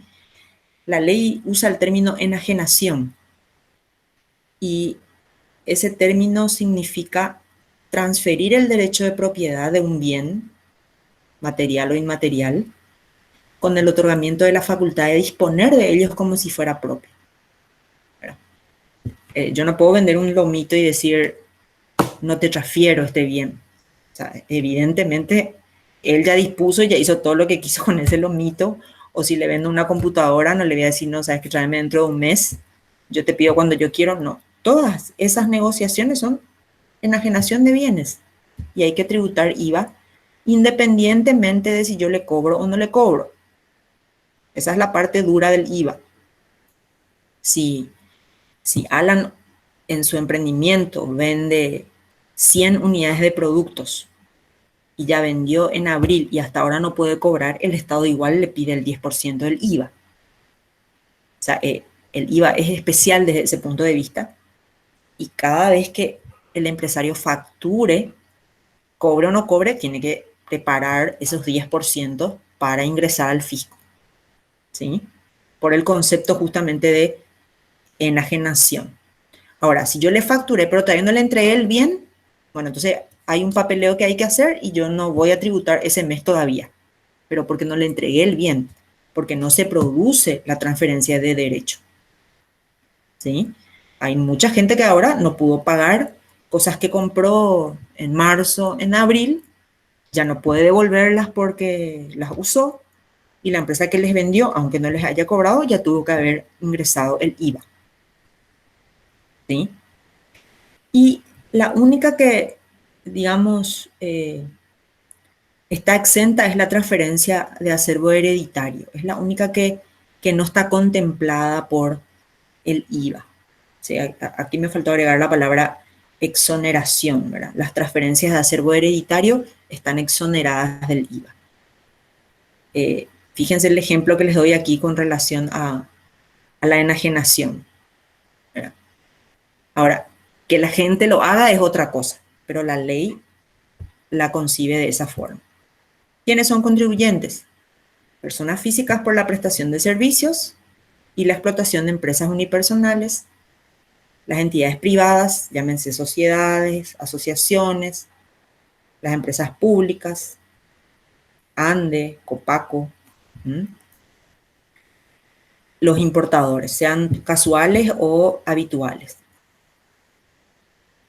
Y cerramos con el impuesto selectivo al consumo, que también les adelantaba, que grava la importación de bienes selectivos, de bienes elegidos, de bienes específicos, y la primera enajenación a cualquier título de bienes que sean de producción nacional. Entonces, las empresas que industrializan tabaco, en la primera venta que le hacen a una tabacalera, además de pagar el IVA, pagan el selectivo al consumo. O sea, el tabaco de por sí ya tiene 20% de impuesto. Esto fue siempre así, ¿no? No crean que... Por eso les decía en la introducción que se mantuvieron las tasas de los productos que dañan a la salud. No aumentó la tasa del selectivo, se sigue pagando 10% sobre todos estos productos que les decía. Y aquí hay un tema, por ejemplo, los productos de alto contenido calórico que superen 500 kilos por cada 100 gramos. O sea, también porque los de alto contenido calórico crean una población con problemas después cardíacos, etcétera, etcétera. Exceptuando los aceites y grasas de origen animal y vegetal y las semillas en estado natural. El combustible paga el selectivo al consumo, solo que en Paraguay, por una política pública, el Estado absorbe el IVA y el selectivo al consumo. ¿Y cómo llega al consumidor final? Como un producto exento de IVA. ¿Sí? Pero el selectivo se paga al momento en el que se importa de ese combustible. Todos los bienes que impliquen cierto estilo de vida. Quien tiene un avión, una embarcación, perlas, piedras preciosas, metales preciosos, oro, plata, pagan selectivo al consumo. Todos los que pueden tener estos bienes pagan selectivo al consumo. Y las mismas tasas se mantuvieron. Por ejemplo, las bebidas pueden llegar a pagar entre 8 y 18 y 20%. Por ejemplo, los cigarrillos perfumados pagan 18% de selectivo al consumo, que quiere decir que aquel que fuma un cigarrillo perfumado pagó el 10% de IVA y el 18% de selectivo al consumo. ¿Cuánto pagó en Paraguay? 28% en total. Paraguay sigue siendo el país que menos cobra en impuesto al consumo por este tipo de productos. Y así, este impuesto nos da varias escalas. Por ejemplo, sepan ustedes que los combustibles nos cuestan 38% de selectivo al consumo, ¿sí? Y nos exoneran el IVA, por, como les dije, por una cuestión de política gubernamental. Muy bien, y para cerrar, les dejo estas preguntas, ¿sí? Que son un poco las preguntas que nos van a permitir entender un poco más sobre cómo nos afecta en forma personal esta nueva ley de modernización y simplificación tributaria. Dejo a tu cargo, Ulises y Alan, ya este momento. Gracias, profe. Antes también yo quería hacer un resumen, tal vez personal y de repente una opinión y fomentar también con todo lo que discutimos y mencionamos acá, que fue de forma informativa, ¿verdad? Entonces ahora separo un poco mi opinión y también les insto a formar sus opiniones. En particular, yo creo que esta reforma tiene, así como todas las cosas, puntos positivos y algunos no tan positivos o algunos no tan buenos. Y en general creo que es bastante acertado. De hecho, que las tasas se mantienen. De hecho, que hay facilidades para las microempresas. Eh, También hay algunos trámites que se hacen más fáciles. De cierto modo, hay cuestiones que facilitan la formalización. Y de hecho, quiero mencionar un objetivo de la OCDE, de verdad que se mencionó, que es la organización que trata eh, de tener en cuenta estos desarrollos económicos de los países y también tratar de unificar, ¿verdad? Y lo que pretende la OCDE justamente es estandarizar la tributación a nivel mundial, que es lo primero que mencionaste en esta charla, que es más o menos ajustarnos a lo que pasa en todo el mundo, ¿verdad? Saber, por ejemplo, que van a tener otros términos, pero van a ser los mismos prácticamente. Y yo creo que lo negativo o lo que no se pudo superar en esta reforma es la cuestión de los impuestos selectivos al consumo, ¿verdad? Yo creo Sí, que justamente se pudo, o sea, creo que hace poco eso se estuvo tratando incluso en el Congreso, sí, ¿verdad? se sigue Se- tratando de lograr. el tema este de los cigarrillos, Sí, de las bebidas azucaradas, así, demás, porque sí, no es solamente un capricho de cobrarle más porque están llevando demasiado dinero, sino es que yendo un poco por el lado de que el Estado necesita impuestos y sí, justamente ¿por qué necesita impuestos? Porque de esa manera opera. O sí, sea, de esa manera se pueden operar los hospitales, las instituciones públicas, las facultades, nuestra facultad misma. Pero haciendo mención así rápidamente para darle la motivación y el interés sobre estos temas, la facultad tiene ciertas fuentes de financiamiento, ¿verdad? Habrán escuchado así muchas veces fue FF10 o FF30, ¿verdad? Fuente 10, fuente 30. Y uno de ellos, ¿verdad?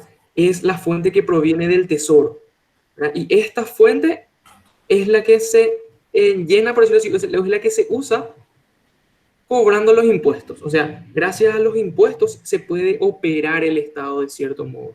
sí, Y esta cuestión de lo selectivo al consumo, yo creo que debería ser más, no justamente por un capricho como dije, sino más bien para atender los problemas que ocasiona o que acarrea eh, los problemas de salud más bien que acarrean sí, estos productos, ¿verdad? Nosotros con los impuestos o sea, estamos pagando, por decirlo así, las atenciones médicas, ¿verdad? Y ¿no es acaso más justo que estas cuestiones que ocasionan estos problemas sean los que estén cubriendo esta parte? ¿Verdad? Que como sí, ocurre en todas las partes del mundo por una cuestión lógica, ¿verdad? Para mí ese es el mayor fundamento, ¿verdad? Cubrir los problemas que pueda acarrear o sea, en la salud de las personas. Entonces, es más o menos así mi visión general sobre esta reforma, que incluso así, hace un tiempo yo le escuchaba mucho hablar en la clase a la profe y parecía como a mí me parecía como que ¿cuándo se va a implementar? ¿Se está implementando? ¿Por qué se socializa tanto ahora? O mucho escuché ahora y resulta ser que, así como mencionó la profe, en el 2019 se hizo ley, se implementa en el 2020 y son reestructuraciones que nos van a ayudar, ¿verdad? Y hay cosas que podemos corregir. Entonces, esa es mi opinión. Yo les insto a formar sus opiniones, a comentar lo que ustedes creen y a hacer consultas. No se preocupen, yo les desafío luego a la profe a veces con consultas que a veces van un poquito más fuera del tema, pero son así, o son preguntas complicadas. Pero yo estoy seguro que la profe o nos va a responder o nos va a dar la guía para responder. Se les animo a hacer sus consultas, les parezcan básicas o bien complejas. Yo tengo una consulta respecto al ISC. Y es Sí, eso. Ese impuesto se encarga de pagar el productor, ¿no? En caso de tabaco y alimentos de altos niveles de calorías y todo eso, ¿verdad? sí, O sea, al distribuidor ya, ponerle al tipo de la tienda, él solo se encarga ya de su IVA, ¿verdad? sí, Pero así estos mismo productos es. ya vienen con el impuesto cargado a él, vamos a decirlo, o sea, Sí, ya con ese. exactamente. Al productor, el productor le vende y en la primera enajenación le cobró el IVA y le cobró el selectivo al consumo. Entonces a ese vendedor llega más caro ya el producto. Y ¿Se el vendedor entiende? lo que le cobra al consumidor sería el IVA nomás ya otra vez, ¿verdad? Sí, Para la segunda enajenación sería ya, ¿verdad? exactamente. Así mismo, Alan, solamente que ya le cobra sobre una base abultada del impuesto, del producto. ¿Entienden? No, no les está cobrando sobre una base, digamos, eh, menos de impuestos, sino sobre una base que ya pagó un primer impuesto en el origen. Entonces, Es como que, para una persona comprar un cigarrillo es mucho más caro que comprar pan, por más de que el pan lleve mucha más materia prima y más costo de elaboración, porque hizo ese pago. es como que el productor vende a un cierto monto sabiendo que va a pagar un impuesto elevado, pero el distribuidor sabiendo que tiene que vender, o el comerciante sabiendo que tiene que vender eso y espera ganar un poco más, tiene que vender a un monto más abultado y eso al Así, consumidor final le llega como una serie de aumentos, ¿verdad? así Para mismo. garantizar las ganancias y es el consumidor final el que va a decidir si es que este cigarrillo que sé que me va a afectar la salud, decido consumirlo o no, ¿verdad? O sea, de Así hecho que mismo. sí le afecta al consumidor final, pero es Sí, como una motivación, la verdad, a buenas costumbres de salud, ¿verdad? O otras exactamente, cosas. porque acuérdense que el sistema de salud pública se tiene que preparar para recibir a un enfermo de cáncer en los pulmones por exceso de tabaco o a personas que sufren de enfermedades vinculantes con el alcohol, etcétera, etcétera. O sea, esos son costos plus que el Estado tiene que financiar, ¿verdad? Eh, todos los países europeos financian todos sus programas de atención con los impuestos que cobran a estos productos. Y nosotros no podemos todavía lograr eso porque empresarialmente es muy fuerte la presión, ¿verdad?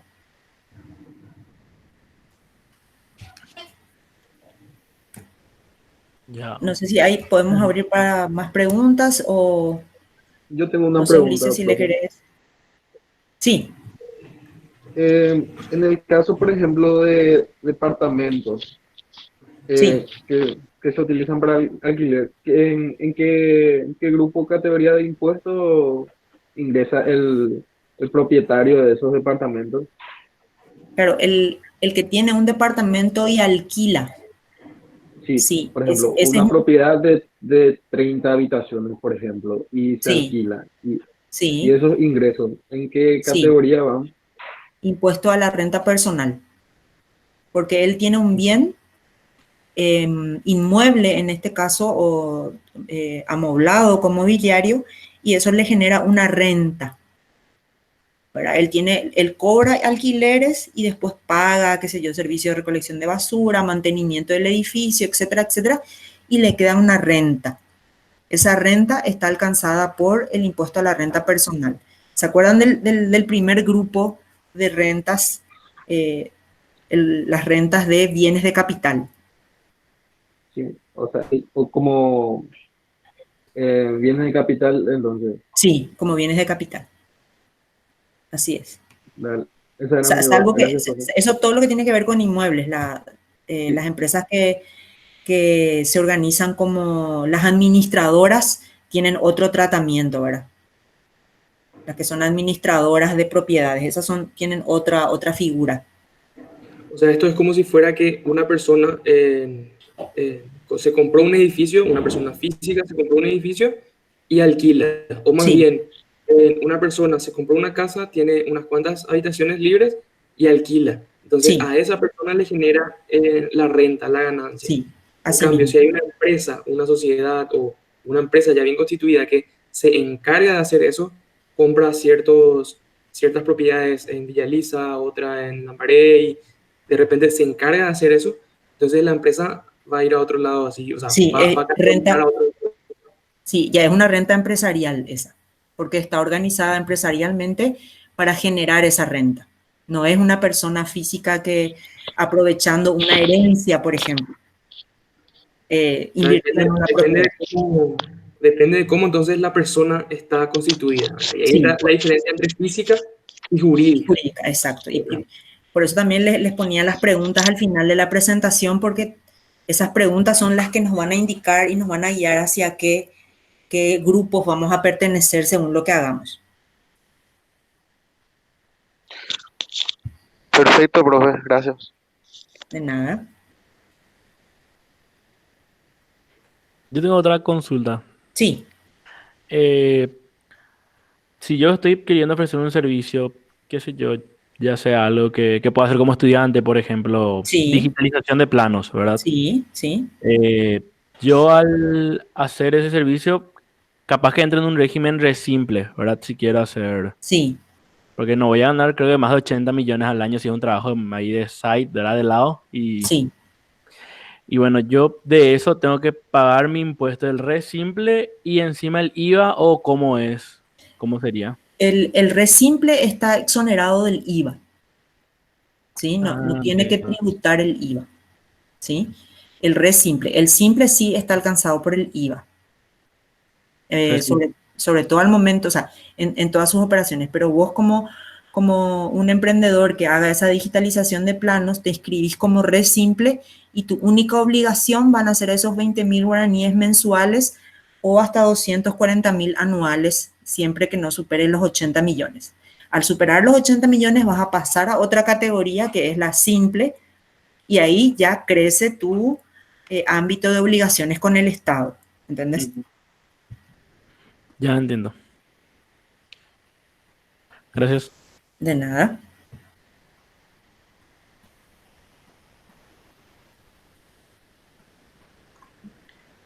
Profe, tenemos dos consultas. Una que requiere de repente alguna información en un número particular y una opinión después.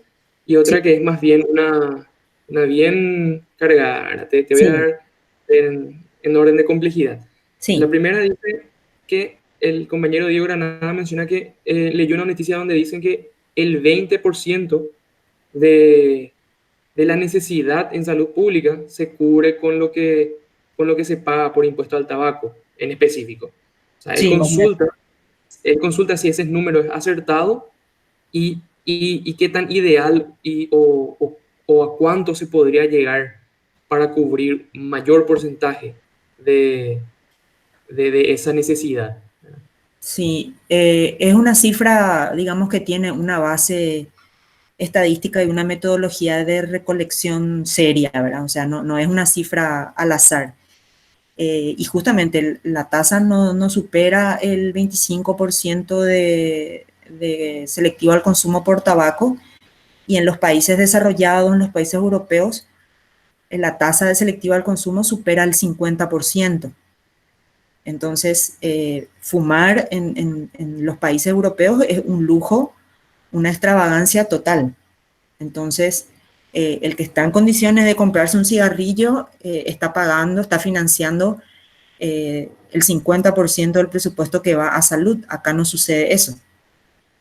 Entonces se dan cuenta que nosotros con esa poca tasa que estamos pagando del 18% de selectivo al consumo, no llegamos ni a cubrir lo que mínimamente necesitamos. Yo espero que si de repente tienen más consultas sobre esa explicación, puede hacerlo en el chat.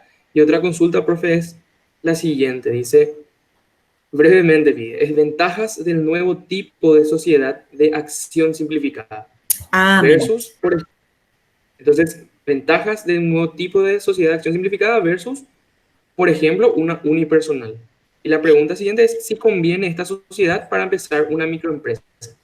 Sí, ese es un proyecto de ley que tuvo mucha difusión en diciembre del año pasado. Las empresas de acciones simplificadas son empresas que se pueden capitalizar con el aporte de una persona sin que necesariamente esa persona sea una de las propietarias. Si Ulises, Alan y yo nos queremos asociar para un emprendimiento que no va a necesitar demasiado capital, pero que alguien quiere, o sea, que uno de nosotros tres quiere aprovechar dinero ocioso, entonces constituye una empresa de acciones simplificadas que no va a tener nunca las mismas rigurosidades y exigencias que tiene una sociedad por acciones, que son las famosas sociedades anónimas, ¿verdad? Entonces, va a tener mucha más agilidad porque no me va a crear ninguna obligación de propiedad con el que me da el aporte de capital. Esa es una figura totalmente nueva y va a permitir que las empresas unipersonales se financien también con el interés de inversión de otras personas. ¿Entienden? Entonces le va a dar mucho más agilidad.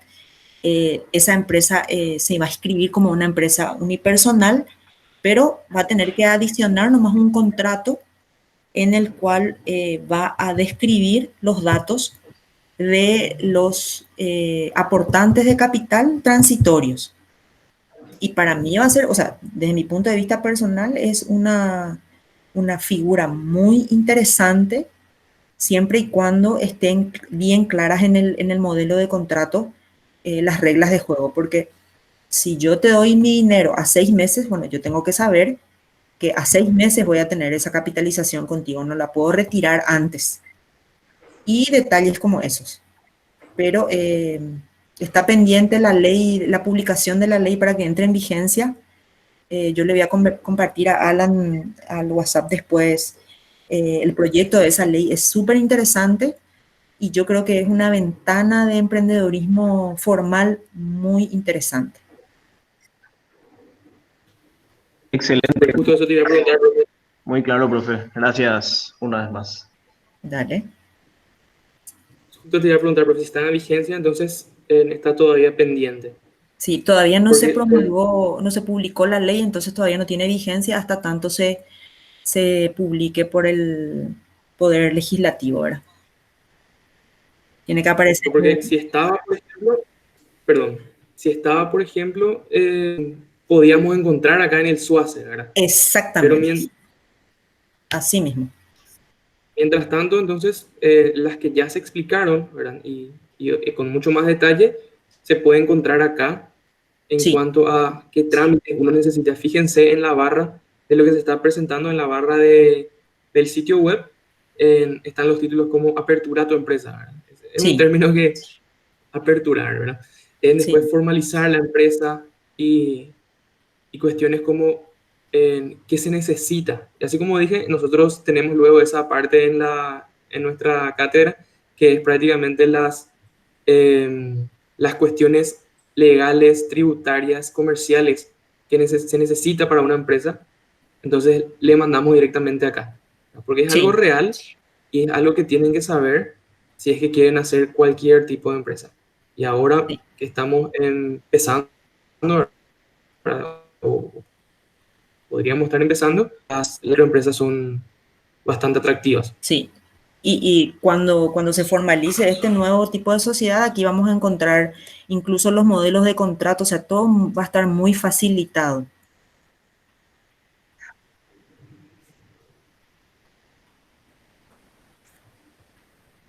Eso es. No sé si tienen alguna otra duda. Eh, Creo yo que, de hecho, que si es que cuando se publica algún video o algo relacionado a esto, se pueden incluir, o sea, se pueden incluir consultas que se tuvieron sobre el tema. y creo que sin problema se puede responder en un espacio de foro o al correo. Eh, Creo que puede ser interesante. Sí.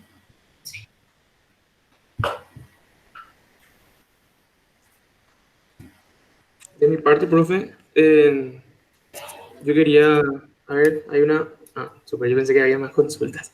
De mi parte, yo quería agradecer a vos, profe, a los compañeros, a los participantes en general, y realmente valoro la iniciativa que tuvo el equipo de Fina para Todos, porque nos permitió este espacio para aprender y más que nada compartir, ¿verdad? Algo bien real, algo bien nuevo, o algo que está en la actualidad. Y entonces espero que, así como para mí, que siendo el auxiliar de la profesora en esta cátedra de Contabilidad y Finanzas de la Facultad de Ingeniería, haya sido muy enriquecedor, ¿verdad? Para mí cada clase, para mí cada reunión, cada explicación que obtengo de la profesora es bastante enriquecedor y espero que esto haya servido así también para ustedes. ¿Verdad? Yo fui su alumno, ahora soy su auxiliar y eh, estoy en constante eh, crecimiento, ¿verdad? En conocimiento sobre esta área, ¿verdad? Que para mí es un desafío, ¿verdad? Estudio ingeniería y me gusta bastante esto, pero no es porque sea algo que a mí me gusta nomás, sino que es algo necesario para lo que va a venir después, que es el ámbito profesional. Entonces, muchas gracias a usted, profesora, a los compañeros, y espero que les haya servido todo esto.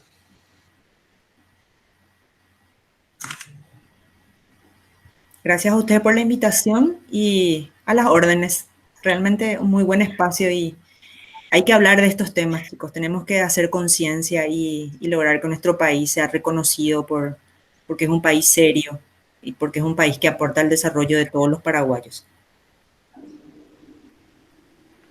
De parte del equipo de Fina para Todos también queremos darle muchísimas gracias a ustedes por su tiempo y por darnos en serio esta charla bastante interesante, bastante enriquecedora y que aporta bastante también para que podamos hacer un poquitito más sobre todos estos temas que justamente le vienen, tipo, nos viene bien a todos como, al final como país, porque mientras más nos formalicemos, hay más, va a haber mayor crecimiento también Así en mismo, todos los ámbitos. sí, tal cual, Alan. Muchas gracias y que tengan un lindo resto de semana. Y muchas gracias. Muchas gracias. Chao, chao. Luego.